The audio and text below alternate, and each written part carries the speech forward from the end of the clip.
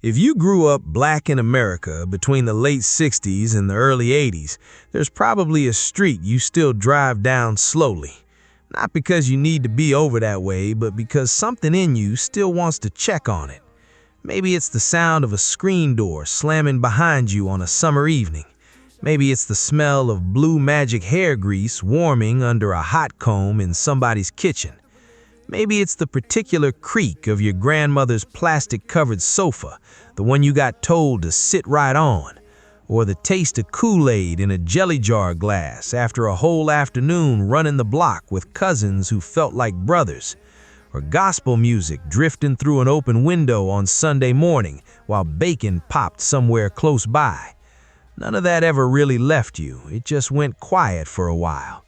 It was waiting on the right sound or smell or street corner to wake it back up. That's really what this is about today, the way certain streets never let go of certain men, even decades later, long after everything else on the block has changed, even after the corner store closed and the family that ran it moved to Atlanta or Charlotte, somewhere with more room to breathe. There's something underneath that pull to drive past the old house. It isn't only sentiment, though it is that too. It's closer to a man quietly checking on a part of himself he left behind there. That part of him learned who he was on that block. He learned it from barbershop talk, from porch conversations, from older men who watched the street like it belonged to them. Some of that learning never fully transferred anywhere else. It just stayed rooted to that particular stretch of sidewalk. Before we get into it, I want to sit with you a minute, because this isn't a lecture. It's more like two old friends on a porch, letting one memory lead into the next. We'll start with the house, because a house holds a family together in ways nobody has words for. Then we'll drift out to the block, the corner store, the barbershop, the courts where boys became something else entirely.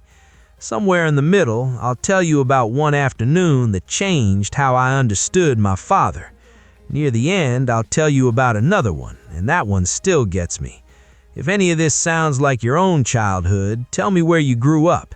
Tell me what generation raised you and what memory just showed up uninvited while you were reading.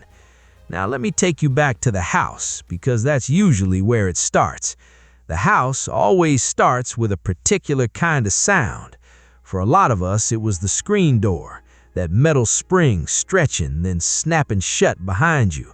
Inside, the plastic on the good furniture crinkled every time somebody sat on it. There was always a room you couldn't play in unless company was coming. It stayed spotless, like a small museum of the family's best intentions. The kitchen smelled like whatever your mother or grandmother had going on the stove. Greens simmering low with a smoked turkey neck. Cornbread just pulled from a cast iron pan older than you were. Saturday mornings meant the smell of pine sol moving through the house like a warning. Cleaning happened whether you wanted it to or not. If you tracked dirt across a freshly mopped floor, you learned quick what that felt like. There was a particular kind of love inside that discipline, even when it didn't feel like love in the moment. It felt more like rules than anything resembling tenderness. But underneath the rules was somebody trying to build something solid enough to survive what waited outside that door. Streetlights meant something too. They weren't just light, they were a countdown. Every kid on the block understood without being told that when those lights came on, time was running out to get home. That calling of names still lives in the back of a lot of men's minds.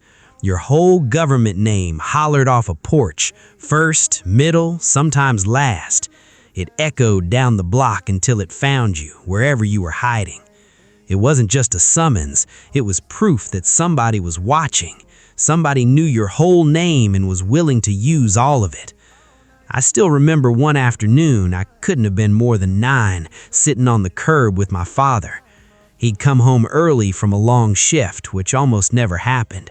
For once, he wasn't tired in that heavy way that made him go quiet. He asked what I wanted to be when I grew up, and I gave him some answer I don't remember now. What I do remember is him looking back at the house behind us. He said everything he did, every shift, every ache in his back, was so that house could keep standing. I didn't fully understand it that day, but something in me filed it away. A house isn't just where you sleep, it's the physical proof of a man's whole effort, stacked brick by brick, out of overtime and worry and love he didn't always know how to say out loud. That's the lesson that afternoon quietly taught me, without either of us naming it as one. But the house was never the only place holding these memories. The block itself had its own personality, its own characters who felt like family without any blood between you. There was always a corner store run by somebody who knew your face, and your mother's face too. You could get a bag of chips and 2 pieces of penny candy for change found in the couch cushions. The bell over that door promised sugar and freedom in equal measure. The owner behind the counter kept one eye on the register and one eye on you. Down the street, the barbershop ran on its own clock entirely. A haircut could take 2 hours, half of it spent listening to grown men argue, boxing, politics, whichever team had disrespected the city that particular week. That barbershop was where a lot of boys first heard men talk honestly to each other, unguarded, funny, sometimes loud, and you learned how to be a man just by sitting quiet in that chair. Not far from there was usually a court, cracked asphalt, a rim with no net left. That never stopped anybody from running full games until it got too dark to see the ball. Somebody's older brother or a cousin's friend always ran that court like it belonged to him. He'd call fouls nobody else could call, and everybody let it slide, because he'd earned that kind of authority somehow. Younger boys stood on the sideline waiting for a chance to get picked, studying every move like it was a lesson in something bigger than basketball. Getting chosen for a game with the older guys felt like a small promotion, a sign that somebody had started taking you seriously. Losing meant sitting out and watching, but even watching taught you something about patience, about earning your place instead of demanding it. Those courts raised as many boys as any classroom ever did, one crossover and one hard foul at a time. And somehow the court always led back to summer itself, because summer ran on its own rules. A fire hydrant cracked open on the hottest days turned the whole street into a kind of baptism. Kids ran through the spray screaming like it was the best thing that had ever happened to them, and it probably was. Somebody's older cousin always had the newest bike. Everybody else rode whatever was around, patched together with mismatched parts. Nobody cared because the freedom of riding fast down a familiar street felt the same no matter whose name was on the frame. Evenings brought double Dutch ropes slapping the pavement in a rhythm some of us still hear with our eyes closed.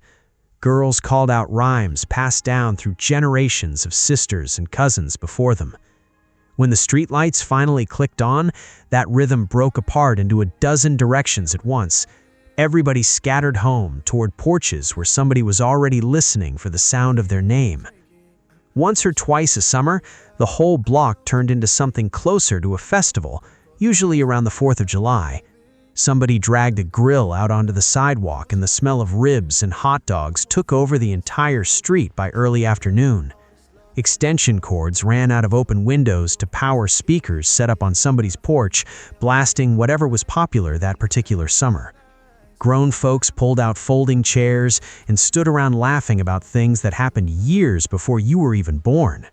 Kids ran between the adults' legs, grabbing potato chips and cans of soda whenever nobody was watching closely enough. Fireworks came later, cheap ones from a stand 2 towns over, lighting up a sky that felt like it belonged only to that block. Nights like that taught you something about joy that never needed much explaining. Just good food, loud music, and everybody you loved in one place at once. Sundays felt different from every other day of the week, slower, heavier with meaning you couldn't have explained then. Church clothes were pressed the night before, laid out flat like they mattered more than any other outfit. There was a particular discomfort in a collar buttoned too tight or shoes that pinched since Easter. Inside, the choir filled the whole room with sound that seemed to come from somewhere deeper than voices. Even the kids who complained about being there felt something move through them during certain hymns. After service came the real reward, a table crowded with fried chicken, macaroni, greens, sweet tea sweating in a big glass pitcher. Family packed into a kitchen too small for all of them, and nobody minded the closeness at all. Those Sunday dinners had a way of pulling in whoever needed a seat that week, a cousin between apartments, a neighbor whose own family was scattered somewhere else. That table ran on an unspoken rule: nobody eats alone if there's room to squeeze one more chair in. Looking back now, so much of manhood got taught around that table, and never once in a speech. It showed up in the way the men served themselves last every single time, without comment. School carried its own thread through all of this too. For a lot of Gen X boys, certain teachers became almost like an extension of the block. There was usually one teacher who saw something in you before you saw it yourself. She kept you after class not to punish you, but to push you because she'd already decided something about your future. Walking home from school meant passing the same landmarks every day until they became part of your internal map. The same fence, the same tree with the low branch perfect for climbing, the same dog behind the same gate. Somewhere on that walk, almost always, was a group of older boys who felt like a preview of who you might become. Half admired, half feared, testing you sometimes just to see what you were made of. Passing that test, even in small ways, felt like earning something real. It had nothing to do with grades and everything to do with how you carried yourself on that street. There were always a few elders who never seemed to leave their porches, no matter the season or the hour. Miss Ruth or somebody like her sat out there most afternoons, watching everything happen on that street. She knew whose child belonged to whom, and she wasn't shy about correcting somebody else's son right there on the sidewalk. Nobody questioned her right to do that, because that was simply how the block operated back then. Those porch-sitting elders functioned like a quiet security system nobody ever officially hired for the job. They noticed the stranger's car parked too long, the argument getting too loud, the kid walking home looking a little too sad. Their presence meant somebody was always paying attention, even on days when your own parents were still at work. Looking back, that kind of communal watching gave a lot of boys a sense of safety words could never fully capture. All of this, the house, the block, the church, the school, wove into something bigger than any single memory. It became closer to an identity a boy didn't choose so much as absorb through sheer proximity. And that's really the heart of why so many Black Gen X men still find themselves driving past those old blocks, slowing the car down without quite meaning to, looking for a porch that might not even be standing. It isn't only nostalgia, though it is that too. It's a man checking whether his foundation is still there, still recognizable, still able to confirm that he came from somewhere real. For a generation of men often told to be strong without much room to be soft, that drive quietly gives permission. Permission for memory, for tenderness, for the kind of softness that didn't always have space to exist out loud back then. I still remember one afternoon, years later, long after I'd moved and built a different life in a city that never heard of my old block. I was driving back through the old neighborhood almost by accident, on my way to somewhere else entirely. The corner store was gone, replaced by something with a name I didn't recognize. The barbershop had become a nail salon with different colored awnings and a different kind of music leaking out. My old house was still standing, though smaller than I remembered, the porch sagging slightly on one side. A family I'd never met was sitting out front, the same way my own family used to. I didn't stop the car, I just slowed down, and something cracked open in my chest that I hadn't expected. A grief I didn't know I was still carrying for a version of that block that only exists in memory now. But underneath the grief was something else, a strange, quiet gratitude I wasn't ready for. That place had given me everything I needed to become the man sitting in that car. It didn't need to still exist exactly as it was for that gift to remain true. I sat there a minute longer than I should have, watching a boy about the age I used to be. He rode a bike down the same cracked sidewalk, and something in me finally exhaled. The block was different, but whatever love had raised boys on it clearly hadn't gone anywhere at all. That's usually the feeling underneath all of this, the recognition that a place can change or disappear entirely, but what it built inside you never really does.